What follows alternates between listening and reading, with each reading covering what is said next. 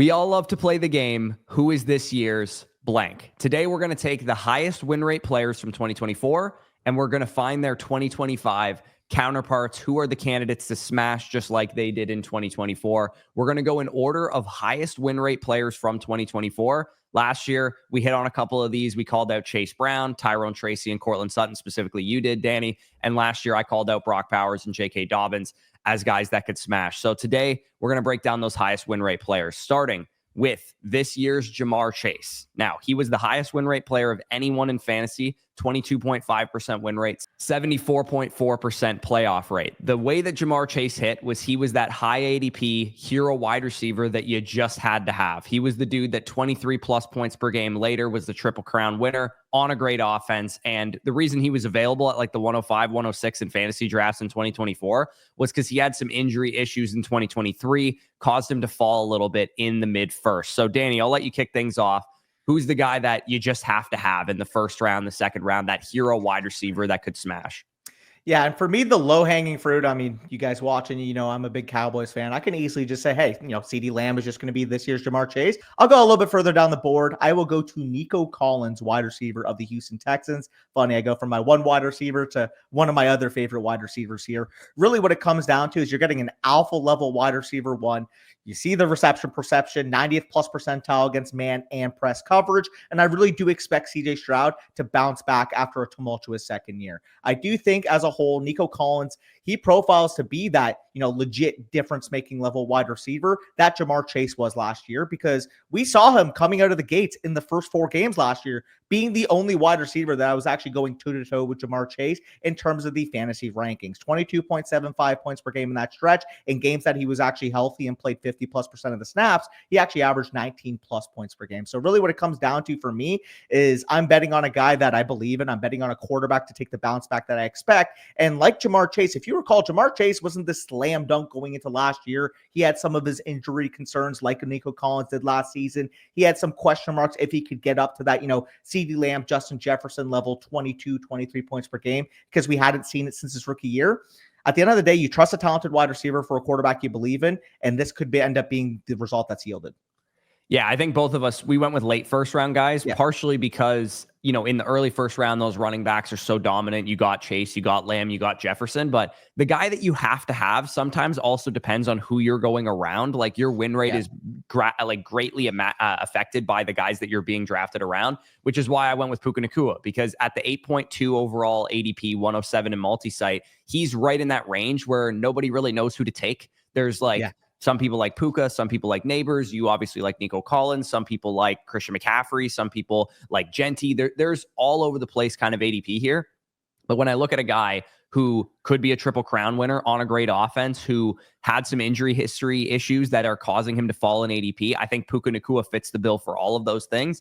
And in an offense that's going to throw a lot, projected for a top 5 scoring offense and implied point total, Puka Nacua to me is just the guy at the end of the first round that you have to have. Yeah, I love both these players. They're both top 5 in my wide receiver rankings right now. Nico Collins is my wide receiver 5. And assuming that Matthew Stafford's back is fully healthy entering the year, which is a question mark in its own right, I do have Puka Nacua ranked 3rd and actually ahead of Justin Jefferson, assuming both, are healthy and ready to go going into the season. Yeah, and speaking of our rankings, our season pass is live right now. If you guys want to check it out, $35. You get covered on our site August 1st to January 1st. That would include our draft guide and all the draft guides of all your other favorite creators on the site. And of course, you would be covered rankings, tools, everything that we have on the site, from weekly rankings during the season, rest of season rankings during the season, to pre-draft stuff. If you guys are season-long redraft players, it is absolutely the best deal out there. Flockfantasy.com, promo code FSE. You guys can see that link down below in the pinned comment. But this year's Bucky Irving, this is going to be a popular one. Everyone wants to find the late round running back that smashes 21.3% win rate, the second highest win rate of any player in fantasy last year, 70.4% playoff rate. Now, how did Bucky Irving hit? Late round rookie running back, shaky starter ahead of him in Rachaad White. Not a lot of people were bought into that. Why was he so good? Well, he ran behind a great offensive line. He was in a great offense. It was that Rams-like scheme that really rewards running backs who are one cut and go guys like Bucky Irving is. Pass catching upside as well, undersized, great elusiveness. All those kind of things could be described as why Bucky Irving hit. Now, Danny, I'll throw it to you again. Who is a guy that could hit as this year's Bucky Irving, a late round kind of running back who could smash his ADP? When you go through that checklist, I got a guy that basically checks every single box. A late round rookie running back. He was selected on day 3. Shaky starter in front of him. A guy that's been, strong in terms of fantasy production, but you can point to the efficiency metrics. You can point to maybe the overall sentiment on this player as a whole in the market. So People was view Rachaad White, by the way. Yeah. Strong in fantasy, but not good in efficiency metrics. Yeah, well, I mean, I can just say it right now. Kyron Williams is not a guy that people view as, an extremely talented player. They view Kyron Williams the way they do, like Rachaad White, because he is getting a ton of volume. If Jarquez Hunter is the player that I think he was, again, a top 12, top 15 level running back in my rankings, lands in a perfect scheme fit, explosion, able to create in space, to me, there's an opportunity here to be that Bucky Irving. Now, obviously, it's not going to be a picture-perfect comparison. There's a reason why Jarquez is going 266 in multi-site ADP. When you point to the specific upside for the scenario, if Kyron Williams just simply doesn't have a tether onto the workload, a la what Rachaad White represented last year, a more talented player can very well usurp him. Jarquez Hunter is the type of back that Sean McVay has been striving for years. And in fact, it's funny enough, when he picked Jarquez Hunter, he had said all offseason that he wants to vary his rushing attack. He loved what Liam Cohen represented in Tampa Bay, having a guy that can take the dirty carries, but also having a guy that can create those chunk plays on those wide zone concepts. And to me, Jarquez Hunter, juice out of the wazoo, able to contribute on all 3 downs. Yeah, sure, Blake Corum kind of represents the Sean Tucker, I guess, of the equation here. But realistically, if Jarquez Hunter is a talented enough player, he should be able to carve out a role in this offense. And if anything were to happen to Kyron at any point this year, I could very much see him being a top 15, top 20 level running back in fantasy, especially attached to this great offense. Yeah, we took this one literally. Rams-like scheme. You selected a Rams running back, and I took the guy who created Bucky Irving with Byshell Tootin. 139.4 ADP. He's like an 11th round pick in multi-site. This Jaguars backfield is whoever you like. Like, I can hear arguments for Travis Etienne, former RB1 in fantasy. I could hear arguments for Tank Bigsby, getting a lot of hype in training camp. Was definitely the more efficient of the two, Travis Etienne versus Tank Bigsby last year. But the guy that actually was selected by this GM, this regime, and in fact, I don't know if you heard this story, James Gladstone pitched during his interview to Shad Khan that they needed to draft Byshell Tootin. Legitimately, he said, we have to get this guy. He will change our offense. Now, not performing great in training camp so far. He's dealing with a hamstring injury. Sounds like he's a raw rookie. He's trying to pick up the playbook and that kind of thing. But we didn't hear a ton about Bucky Irving in training camp either. When we started to hear it about Bucky Irving was in preseason games, and especially during the regular season, we saw him play at such a high level. This backfield is wide open. I don't think anybody's really committed to giving any one player the workload. It is simply going to be who is the most talented. And this regime, coaching staff, and GM invested in Tootin while Tank Bigsby and Travis Etienne were there. Travis is a free agent after this year. He could be even a deadline trade candidate potentially if a team needs a running back, maybe even before the season that happens. So to me, the literal definition is undersized guy, great elusiveness, pass catching upside. I don't think this is a great offensive line, but I think Liam Cohen can definitely do some damage in making it play better, because I don't think a lot of people thought the Buccaneers offensive line was great heading into the season last year. And this is a shaky set of starters ahead of him. So this year's Bucky Irving, it's low hanging fruit, but to me, it would be Byshell Tootin if it's anybody. Yeah, no, that's a good shot as well. Ultimately, it is funny, like you said, the connection there. I'm literally talking about a Rams running back. You're talking about the guy who made Bucky Irving here with the Liam Cohen scheme. I think both are good shouts because they are playmakers with juice that can contribute out of the backfield. Yeah, and I think we'd be remiss if we didn't mention the shaky starter aspect of the Cowboys backfield and Jaden Blue being an undersized pass-catching upside guy as well. But let's talk about this year's Jonnu Smith. The highest win rate tight end in fantasy football, finishes a top 5 guy despite being drafted in the late rounds. 20.8% win rate, 74.5% of teams with Jonnu Smith made the playoffs in their fantasy football leagues. He was a late round tight end, finishes top 5. Jonnu Smith got there by earning a lot of targets, getting a lot of manufactured work in the Mike McDaniel offense. It was crowded heading into the year. Of course, Tyreek and Waddle were the highly drafted guys. So maybe let's look at a guy who maybe projects as his team's number 3, or maybe there's a lot of guys ahead of him on the depth chart. And he had previously been touted, actually, Jonnu Smith as a breakout candidate, especially early days of our fantasy football channel, 2020, 2021. We were all excited about Tennessee Titans breakout young player, Jonnu Smith. And he kind of finally put it all together. So again, I'll throw it to you. Theo Johnson is the guy that you have listed here as a potential this year's Jonnu Smith candidate. Yeah. And first things first, we have to address the athleticism we're dealing with here. 6'6", 259 pounds, weighted at the combine. Ran a 4.57 at that size. On top of that, you're talking about, a raw rookie tight end, should really put on the back burner, probably going to be, a red shirt type of year in year one. He had 12 games where he played above 70+% of the snaps. And if you just look at week 5 on specifically, you have games with 5 targets, 4 targets, 6 targets, 6 targets, 6 targets, and 5 targets in that stretch from a rookie tight end, like I said, with this type of athletic profile. Again, obviously you're taking this guy in the last round of your drafts. You're not going to be expecting him to be, a staple of your fantasy lineup, but neither did anybody expect Jonnu Smith to be that last year. Realistically, what it comes down to for me is, yes, Malik Neighbors will be the wide receiver one. Malik Neighbors will lead this team in targets. But outside of him, it's like, I like Darius Slayton. Are we really going to see another year of Wan'Dale Robinson taking 93 catches for sub 700 yards? To me, when it comes down to, the Giants realized that last year their offense was very inefficient. The way that they were distributing their targets, the way that they were distributing their volume.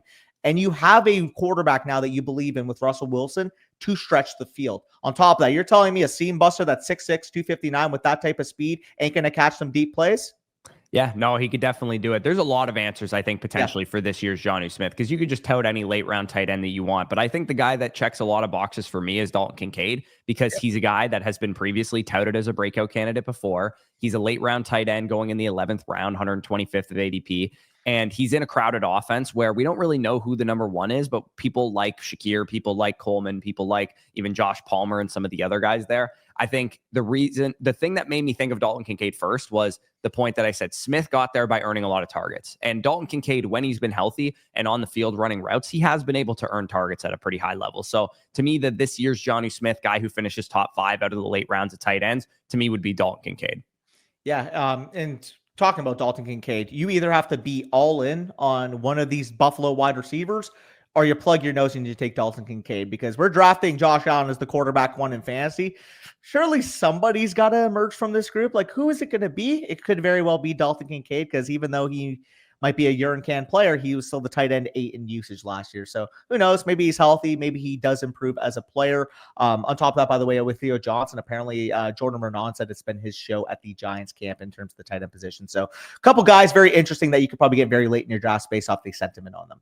Yeah, I think the Bengals tight ends are a good shout for this as well. Noah Fant just signed there yesterday. Mike Gesicki already there before. Both have been touted as breakout candidates before as well. Darren Waller is replacing Jonnu Smith, so that also feels like a pretty good shout. Jonnu Smith himself goes to the Pittsburgh Steelers and nobody wants to draft him. Maybe he just repeats what he did last year and becomes a top 2 target on the Steelers. So a couple of great late round tight end options that could fit this year's Jonnu Smith build. Obviously, we're kind of doing this anecdotally. We're not going super in depth on analysis. We're having fun. This is more for fun. So speaking of fun, it was fun if you had Saquon Barkley in fantasy last year. Very fun.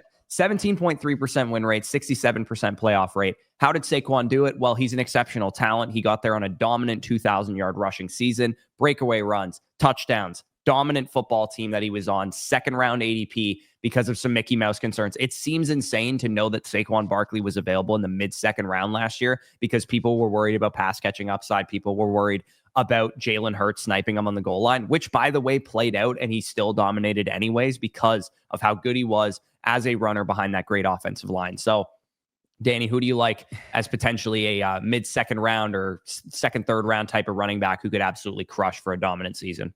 Yeah, and keeping the theme, Theo Johnson, fellow Canadian. I have to go with another Canadian here with Chase Brown. He was one of the biggest league winners down the stretch last year. I talked about it in our video the other day in terms of the skyrocketing video. But weeks 9 to 17 last year, there was no bigger workhorse in the NFL than Chase Brown. 85% of the snaps, 83% of the carries, 66% of the routes, over 20 PPR points per game. And everything we've heard from the Bengals camp right now is pointing to this guy being a focal point on their offense. If you're telling me even if he got 85, 90% of the workload he got last year, he is poised to be a league winner, because we know this Bengals offense is going to be good. We know that Chase Brown can contribute on all 3 downs. And like Saquon Barkley, I do think there's an opportunity where we could see this guy legitimately be, a top 3, top 2 overall running back across the course of the year. And you're currently getting him in the 3rd round. Yeah, and like Saquon Barkley, too, you got 4.3 speed on the dude, so he can break away these long plays. We haven't actually seen that a ton out of Chase Brown so far in his career, but he does have, exceptionally good speed. So it's possible that we get a lot of breakaway plays. In his rookie year specifically, last year, obviously, the Bengals were just in such a situation where he couldn't really expand on that, I would say. They really didn't have any breather back to give him for that matter, when Zach Moss went out? Are you going to give, Khalil Herbert touches when the first play he did, he literally had a fumble, I believe, on Thursday night? Taj Brooks can keep him a little bit fresher this year. Like, I think both of us expect Chase Brown not to get quite the level of workload that he got down the stretch, but he's a third-year player going into that season. He could get a lot more efficient, get a lot better as a player too. It's everything that the Bengals are saying right now seems to point to the fact that he probably has gotten a lot better as well. So Jonathan Taylor, this one's pretty low-hanging fruit. You got a 4.3 speed breakaway running back. Will the Colts be nearly as good as the Philadelphia Eagles next year? No, but I do think they could be the breakout offense of 2025. Their offensive line's very good. Jonathan Taylor fits the exceptional talent, dominant rushing season type of upside. It would not shock me if Jonathan Taylor rushed for 1,800 plus rushing yards this year. And that's kind of the Saquon Barkley mold, where you're not getting exceptional receiving production, but you are getting those dominant runs, breakaway runs, and spike week upside. And JT showed that down the stretch last year too.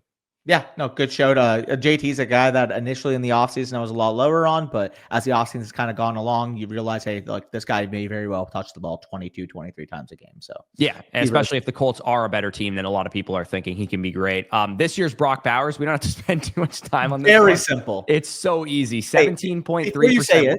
Before you say it, you guys in the comment section down below, guess who the two tight ends we're going to compare to Brock Bowers are right now, and it's very low-hanging fruit. Yeah, 17.3% win rate last year, 73.8% playoff rate. Part of the reason why, sometimes I like to make fun of people who draft early round tight ends is because seemingly every year there's a guy that comes out of the late rounds, and last year was a really obvious candidate. Rookie tight end, great prospect, dominant number one for his team, on a bad team that threw a lot too. Yards after catch god, lots of manufactured looks.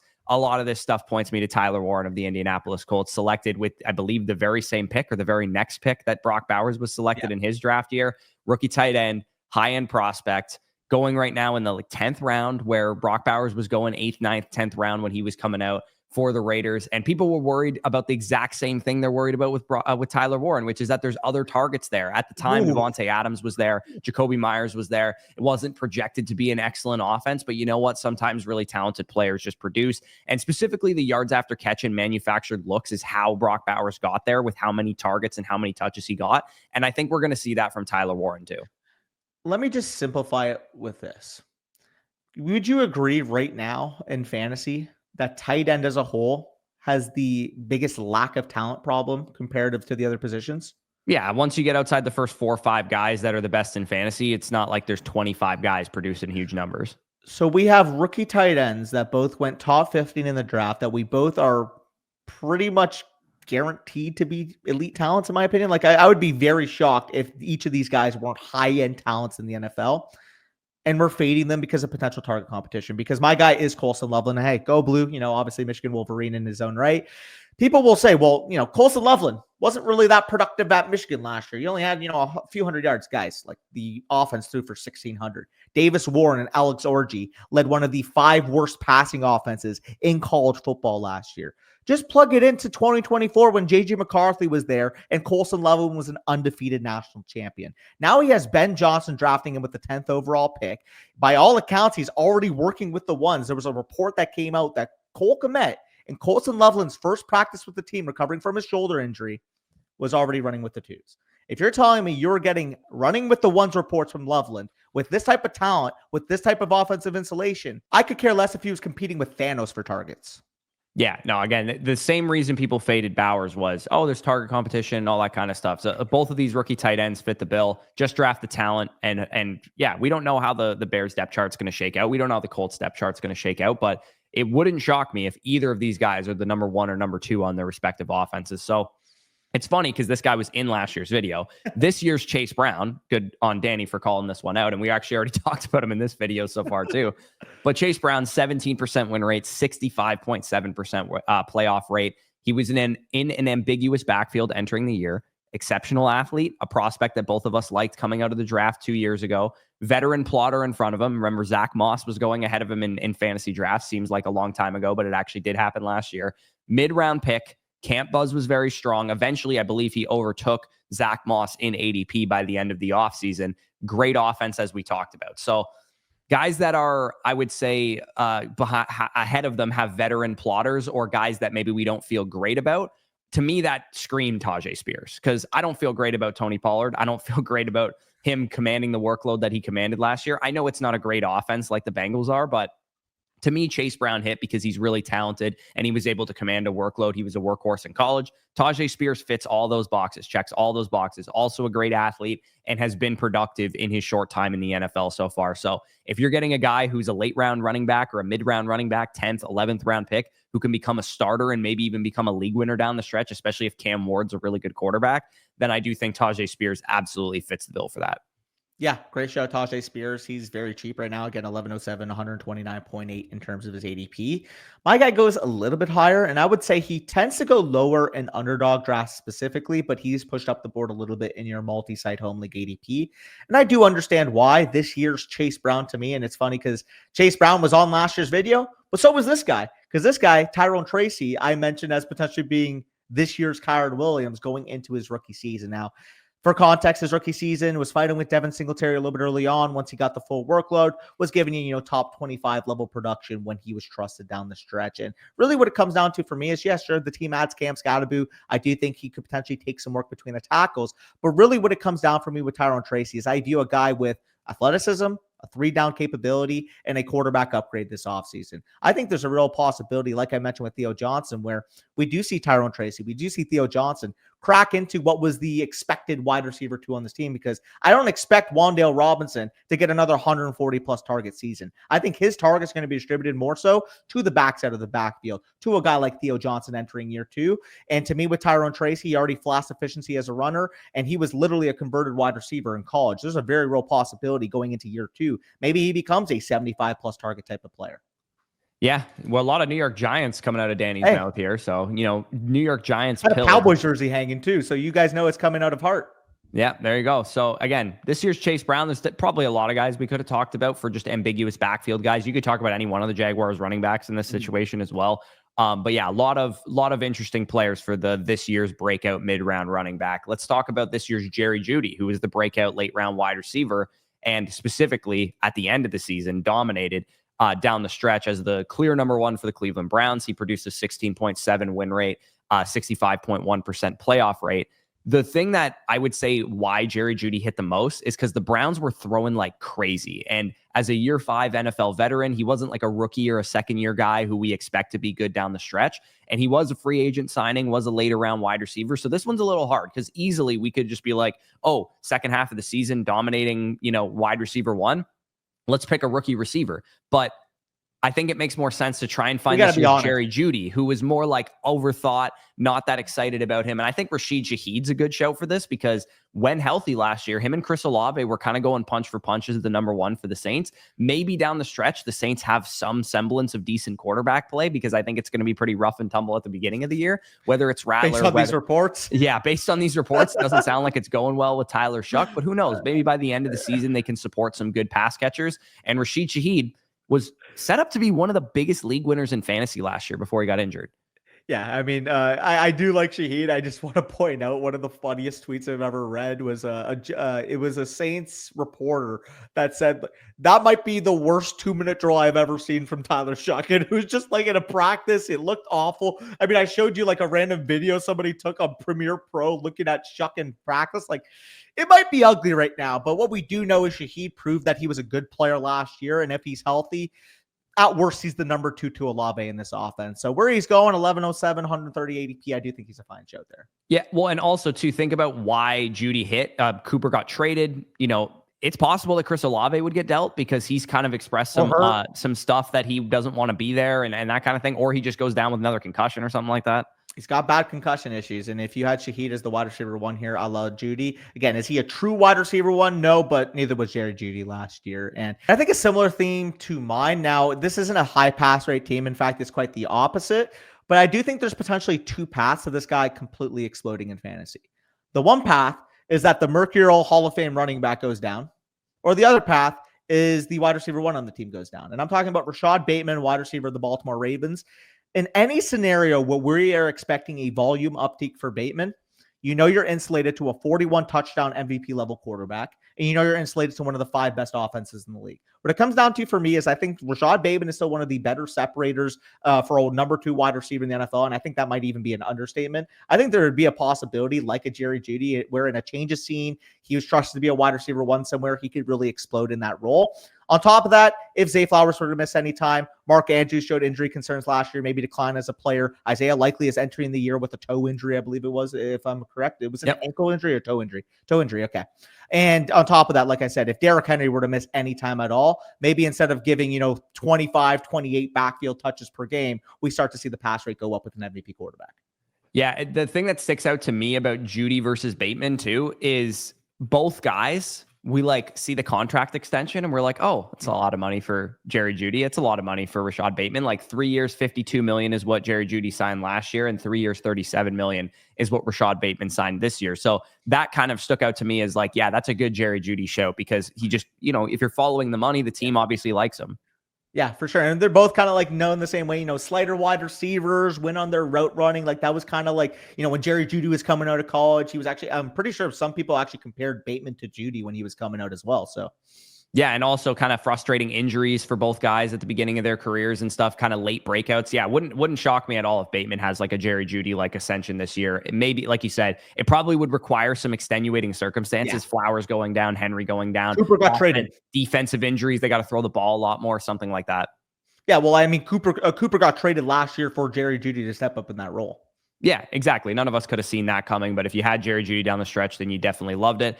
This one's the fun one every single year. I mean, Malik Neighbors, Brian Thomas Jr., Ladd McConkey, who's the rookie receiver that absolutely crushes. Excellent tape for all those guys in college. Wide receiver 2 upside prospects or better in our prospect model. All 3 of those guys led their teams in receiving yards, respectively. So that's maybe something we want to keep in mind, someone who could be the team's number 1. And if you think about it too, Neighbors, Thomas, McConkey, they're the rookies that hit. Odunze, Harrison, some of the other guys, not the speediest receivers. So maybe guys that are rookies who also possess that high-end athleticism that can hit right away in the NFL. The natural tangible traits. Obviously, there's intangibles too in terms of my guy's got it all. Good, but my guy's got it all. So yeah, I mean, spoiler alert, we also talked about this guy this week earlier in that skyrocketing video. I'll just let you take the floor, man. You're a Bucks fan. You're excited. You see some positive stuff about your rookie. It's hard not to get giddy. This one's such low-hanging fruit. The guy who's going to be this year's Ladd McConkey, Brian Thomas Jr., it's going to be Emeka Egbuka. Now, he's on a top-tier offense. He is not currently slated as the number 1 receiver, but nor was Brian. People were worried about, myself included, Christian Kirk and Evan Ingram commanding I remember. target. People were worried in Los Angeles that, there wouldn't be enough pass volume and stuff like that. So Emeka Egbuka, to me, yeah, I don't know how he gets there. This is such a perfect analogy. I heard BDG Nick talk about this. He's a Jack 10 suited. You have no idea how he's going to get you there, but there's so many different outs for him to be such a great pick. Yeah, no, that's actually a perfect comp. If you guys do play poker, you'll understand. You got a Jack 10 suited, man. Who knows? Maybe that ace, king, queen comes down the board and you make yourself a royal. Yeah, and the turn is two hearts or whatever. You have a Jack 10 of hearts. It's 2 hearts. It's a pair of tens, a tease, pair of 10s, and there's also the possibility that you have a straight as well. It's that's how Emeka Egbuka hits. It's such a perfect analogy. Again, I wish I could claim that I came up with it, but BDG Nick, I heard talk about it, and I do think it is such a perfect analogy for Egbuka. I don't know how this guy crushes, but I think he's going to. Yeah, no, at the end of the day, trusting good players and good offenses, like I said with Colson Leveland, if you're a good player, you will earn volume no matter what. And on top of that, when you're entering a situation where Godwin's going to be on the amend to start the year, Mike Evans has missed time basically every single season, it feels like. Or even if he hasn't missed time, he's had a hamstring injury in 3 straight years. Yeah, even if he doesn't miss time, he's playing through a hamstring injury. And on top of that, I mean, Mike Evans has shown before, hey, I'll play on the field, but sometimes I'll be a decoy. And in the games that Mike Evans is just out there to take the X wide receiver snaps, who's going to get the targets? It's going to be Emeka Egbuka because he can play all 3 wide receiver spots. Just the type of receiver Egbuka is too. The way that this offense runs, he could just out target Mike Evans straight up. Even if Evans is out there. I mean, look at McMillan down the stretch last year. Yeah, no, this offense loves, especially because it's going to be the same scheme that Cohen was running, that big slot role, that power forward role. They just love it. And Egbuka can play at all 3 positions. I don't know how many reports we got to hear about Emeka Egbuka before we start to take him seriously. Yeah. I moved him up again. I had him wide receiver 39 in Thursday's video or whatever. I moved him up. He's my wide receiver 35 now. Yeah, because you heard I had him 36. You had to one up me. I love it. No, that's not why. I just am like, you know what? In a vacuum, I absolutely would take Emeka Egbuka over Josh Downs and Calvin Ridley and guys that I had ahead of him. Yeah, no, that's very fair. I'm just poking fun. I mean, Emeka Egbuka, top 4 wide receiver for us in the prospect period of time, going into April, going into the NFL draft. Another one of those guys for me was Luther Burden. And Luther Burden gets drafted top 40, goes to the Chicago Bears. He did miss time initially with that hamstring injury. But we have heard reportedly when he's returned to practice, he's been making some plays, man. I go on Twitter and I see this guy catching deep pass after deep pass. He's acclimating himself well. He's in an offensive situation I believe in. And the best part about it, 161 ADP. Listen, like I understand that DJ Moore exists, that Roma Dunze exists, that we literally just talked about Colson Loveland on this video. But when you're talking about in the range of handcuff running backs, of wide receivers that are, fucking Marquise Brown. Garbage. Yeah, like Marvin Mims. Like, is that what we're talking about here? We're talking about wide receivers that have no chance of making a difference. I would rather take the guy that maybe the overall immediate impact might be long strain. Maybe it's more so a guy that you look at the splits down the stretch this going into next year and think, oh my God, Luther Burden weeks 9 to 17 was an absolute league winner. Like I can see him being that type of player because really what it boils down to for me is he was my wide receiver 3 in the class. I think he's got a comparable skill set to DJ Moore, and DJ Moore is already being chewed out by the coaching staff. Well, to be fair, so was Luther Burden, apparently.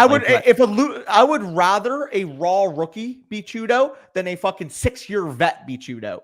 Yeah, 7-year vet, actually. 7. Oh God, he's that old now? Yeah, he's in year 7 going into this season. But yeah, I think we took this more in the Ladd McConkey, Brian Thomas territory. But obviously, it goes without saying that Ted McMillan and Travis Hunter would also fit this description as more of the Malik Neighbors kind of area. But we took it more in the like mid to late round, where you get them around 7 through 10 of your home league, because Burden and Egbuka, that's where they're going. And that's where, like, when we did the best values on ESPN, Yahoo and stuff, like you were getting Ladd McConkey at an absurdly low price last year. I think part of it was last year. People were just like, "Why would I take Ladd McConkey early?" Like the casual drafters see the name and just think, you're kidding me, right? Yeah, no, but again, 4.3 speed, by the way, both of these guys, Emeka Egbuka and Luther Burden, both of them have the athleticism. Former, I think, high 4-star recruit for Luther Burden, former 5-star recruit for Emeka Egbuka coming out of high school. These are supremely gifted athletes too. Burden was the number 1 receiver in his class. Yeah, and so was Egbuka. And Egbuka's class included Marvin Harrison, Brian Thomas, and Malik Neighbors. I mean, fuck it. Never bad when we were talking about this year's Neighbors, McConkey, and Harrison just being 2 wide receivers that were ranked above them in recruiting cycle. Yeah, I think Burden was the year after in recruiting, if I'm not mistaken. Yeah, well, yeah, he would have been because he would have been. Egbuka stayed back a year. Yeah, he was a senior coming out, so he was in that other class, and we thought he was going to be in the 2024 wide receiver class. Anyways, this year's Chuba Hubbard.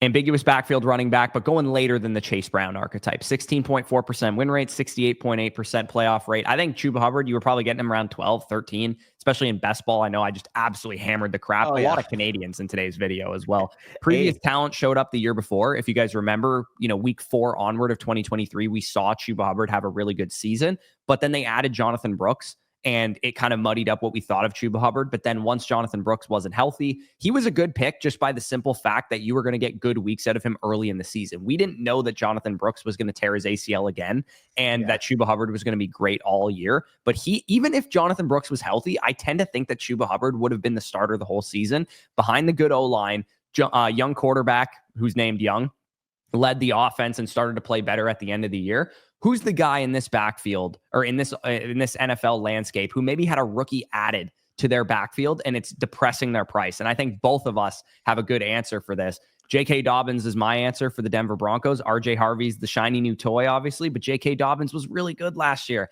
And people are kind of forgetting about the fact that he was a top 20 running back in points per game when he was healthy. So I think you could look at this backfield and go, yeah, RJ Harvey, it's only a matter of time before he takes this over. But I heard James Palmer was on the Heed the Call podcast talking about what Sean Payton thinks of his like weapon score and stuff. And he was like, man, this run game is going to be so much better than it was last year. And that's obviously complimentary to both running backs. But I do think, given that the buzz has actually come out a little bit more so for Dobbins than it has for Harvey, I think he's looking at this kid going, dude, I can't believe this guy was unsigned in June. And I think you guys know I've been in love with J.K. Dobbins since he's been in the NFL. But J.K. Dobbins running behind one of the best 3 offensive lines in the NFL, best 5 offensive lines in the NFL, a young quarterback who was almost a league winner as a rookie last year in Bo Nix. I do think that J.K. Dobbins could really surprise some people and hold this job for a long, long time. Yeah, and similar sentiment. My guy is actually Tank Bigsby of the Jacksonville Jaguars. You mentioned a rookie getting added. Obviously, RJ Harvey for J.K. Dobbins. Same thing with Tank Bigsby. You actually mentioned his teammate earlier on in this video, funny enough. I think it could be a thing where both end up playing out, where Tank Bigsby is the two. Honestly, like they're going late in drafts. Take Byshell Tootin in the 11th round, Tank Bigsby in the 12th, and you probably will have the starting running back at some point. Well, and that's the thing. And obviously ETN will factor in, but really what it comes down to for me is the way I view this backfield is Byshell Tootin is the lottery ticket. Byshell Tootin would be the guy I mentioned, for Luther Burden, like the week 18 to 17 split, bro. Like that would be the Byshell Tootin where took him a little bit, took him 2 months, but then he finally started doing his thing. I think Tank Bigsby is the type of guy where if you have upside at your running back position and you need a depth piece that if you have to throw him into your lineup in week 1, you might feel comfortable doing. Funny enough, his week 1 opponent is Chuba Hubbard with the Carolina Panthers. Really what it comes down to me is trusting an efficient running back now entering a Liam Cohn scheme. Yeah, not to mention the week 1 overreactions are going to slap when Tank Bigsby runs for 130 yards against the worst run defense we've seen in the last 20 years in the Carolina Panthers. I mean, they got some pieces back from injury, but still, they were horrible against the run last year. It wouldn't shock me if we get Jaguars running back, whoever the Jaguars running back that emerges just absolutely goes nuclear in value because of how bad the run defense is. Yeah, really for both these guys. And funny, like Chuba Hubbard, technically speaking, if Jonathan Brooks didn't shred his knee, like we were toting like, oh my God, he's such a good sell high. You can get so much value for him. Right. I think both Dobbins and Bigsby after the first month of the season could be prime sell high candidates. Maybe you attach one of these 2 running backs plus a wide receiver and you go upgrade into a wide receiver 1. Like these are the type of candidates I think can really strive, especially in week 1, week 2, week 3. Yeah, imagine you draft Jauan, Jennings, and J.K. Dobbins later in your draft. Both are productive at the beginning of the season, and you trade them for Amari and Hampton, who's getting out to a slow start.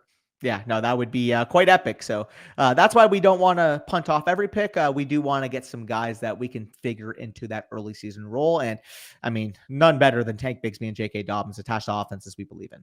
Yeah, like there's no wrong way to draft a bench, but I actually think the best way to draft a bench is not to just take 5 straight handcuffs at the end of your draft, but to draft some guys who have early season appeal and some guys who are kind of more the handcuff late season appeal guys. Well, Corey, we actually talked about it on last year's video close to the season. I'm sure we're going to do it again, but one of the main tips that we had for you guys is structure your teams appropriately, especially your bench. You want guys like a Luther Burden that you can have on there stashed ready for when they're about to explode, because there's the opportunity where if DJ Moore were to get hurt, Luther Burden could be the number 1 waiver pickup. But you also need guys like Bigsby, like Dobbins, that if maybe somebody gets hurt in the preseason and you need to throw somebody in a pinch, you feel confident those guys to get immediate touches. Yeah, and it also depends how good is your running back core, because if your running back core was a hero running back start or whatever, you're going to need Dobbins and Bigsby types. But if you drafted 3 straight running backs at the beginning of your draft, then Bigsby and Dobbins are less appealing than Tyler Algier would be or whatever the case is. So this year's JSN, mid-round wide receiver, Jackson Smith-Njigba was a second-year breakout candidate coming into the season, produced a 15.7% win rate and a 65% playoff rate.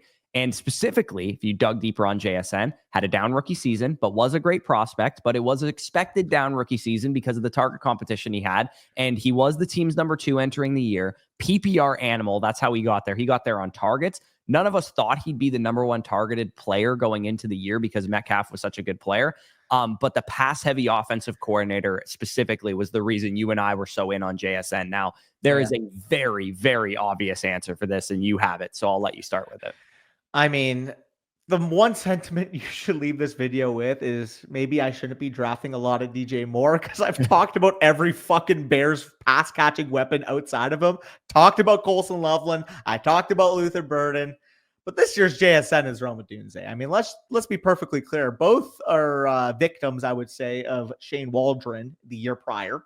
Both get upgrades at offense coordinator. Now, obviously, Ryan Grubb was more so a theoretical upgrade. We thought he would be better. Just JSN a volume upgrade, mainly. JSN still ended up performing, but Ryan Grubb maybe wasn't the biggest reason as to why. I have no concerns about Ben Johnson going the Ryan Grubb route. Ben Johnson adds offensive stability. Ben Johnson is the guy I trust to be able to take Caleb Williams to the next level. And every report we have seen out of Bears camp so far, per Ben Devine, shout out Bears reporter, has basically been like, dude, like if Rome Odunze stays healthy, he will lead this team in receptions, yards, and touchdowns. So really what it comes down to for me is, yes, I've talked about 3 Bears on this video. They are not mutually exclusive. I do think what it comes down to is maybe not all 3 of these guys hit, but they're such strong candidates at each one of their respective this year's slots, to the point where I'm pretty confident in saying at least one or two of these guys hit. Oh, absolutely. Yeah. I mean, mid-round wide receiver breakouts is like such a popular thing. So like I could talk about Jane Reed. I could talk about Josh Downs. I could talk about Emeka Egbuka, who I already talked about. I could talk about even Rashee Rice potentially starting to slide down the board and gain some traction here. But to fit the second-year wide receiver who had maybe a down rookie season, who projects better this year, I'll go with Ricky Pearsall, because right now, Ayuk not practicing, Jauan Jennings expected to maybe miss the first couple games of the year with the calf injury that he just suffered. I mean, stocks up for Ricky Pearsall, man. Like, I was not huge on Ricky Pearsall coming out. I thought the film was good, but the prospect profile was not good. So he doesn't fit the JSN mold for that reason, because JSN and Odunze obviously much better prospects, respectively, than Ricky Pearsall. But the 49ers thought he was a great prospect. They drafted him in the first round. So I think Ricky Pearsall is a good shout here, as well as potentially this year's JSN. And also, too, for what it's worth, how does Ricky Pearsall look if he hits? I think he would be the type of hit that JSN was, which is like PPR, give him 10 plus target type of upside. I don't think he would be the type of receiver that like hits in a different way. I think that he's probably like not a big slot, but a guy that just gets there on PPR point production. Brock Purdy trusts him. He feeds him a lot of targets. So I think Ricky Pearsall being this year's JSN kind of makes some sense too. Yeah, I like that shot. I mean, with Ricky Pearsall, you mentioned the injuries of the receiver core. Obviously, we expect, a healthy Christian McCaffrey, a healthy George Kittle to command targets. But if he is like the wide receiver one for San Francisco on a team that has a high implied win total, by the way, you look at their schedule, one of the best schedules in the league as well, on a guy that legitimately broke out down the stretch last year after taking lead to the chest. Shout out Evan Silva for that quote. Mm-hmm. Yeah, absolutely excellent quote from Pearsall. I've gotten a lot higher on him. I started out the offseason, what a horrible pick he was, terrible pick, but like Jameson Williams last year, the more the offseason goes along, the more I'm actually in on Ricky Pearsall at cost. So let's talk about the late round quarterback. And Baker Mayfield is the perfect example because he had the best season, but you could also shout out Sam Darnold as well, who was pretty much going undrafted and had the great season. Great passing weapons. That's how you got there with Baker Mayfield. He had great passing weapons. He was productive the year before that, actually. Ran a bit more than usual, but the ultimate reason why Baker Mayfield hit was the offensive coordinator upgrade with Liam Cohen and the great passing weapons, excluding Caleb Williams, Drake May, Justin Herbert, and JJ McCarthy, because those ones are too obvious and they're going really high in ADP, unlike Baker Mayfield, who's the guy that you have, and yours is also very obvious, but is going low in ADP. I mean, I mentioned one of the S-tier coaching hires I talked about in the coaching changes video. I have to talk about the other one. Trevor Lawrence obviously gets Liam Cohen. I mean, you just run through the list of weapons here. You got Brian Thomas Jr. You got Corey. You don't got another wide receiver too. You got Odell Beckham III is what I'll start calling Travis Hunter, because obviously Odell Beckham Jr., my comp for Travis Hunter was Odell. So I'm just going to start referring to him as Odell Beckham III because he is that level of mercurial talent. You don't like Brenton Strange, but he's an athletic option at tight end, an improved offensive line. And you just mentioned Byshell too, and you just mentioned a revamped running game. From a situational perspective, Trevor Lawrence has it all. On top of that, from a talent perspective, he's got the arm talent, he's got mobility. He is finally entering the year healthy after multiple injuries, lingering injuries. That shoulder injury he was dealing with throughout last year, I believe the collarbone, the AC joint sprain, not fun at all. He's finally healthy, and he has the best infrastructure he has ever had to work with. So the fact that you're getting that type of upside for a guy we viewed as a generational quarterback prospect in the 13th round, yeah, I get it. If you want to draft a safer quarterback next to him, you want to draft a secure Dak Prescott next to him and take Trevor Lawrence a couple rounds later, sure. But I really do feel like Trevor Lawrence has the opportunity to win leagues this year. Yeah, no, I also shout out another first overall pick too. So, I mean, you have the talent coming out of college that Baker Mayfield had. And I think the sneaky upside of like how Trevor Lawrence really crushes his ADP is running the football more. I think he could run the ball for 500 yards and 7 touchdowns, and it wouldn't really shock me. And that's kind of also why Baker paid off, because yes, his passing production was excellent, 41 passing touchdowns, but he also ran like quite a bit more than he did in any point in his career before that. Yeah, no, 100%. But your guy, also a first overall pick, also a quarterback that ran the ball a ton more down the stretch last year.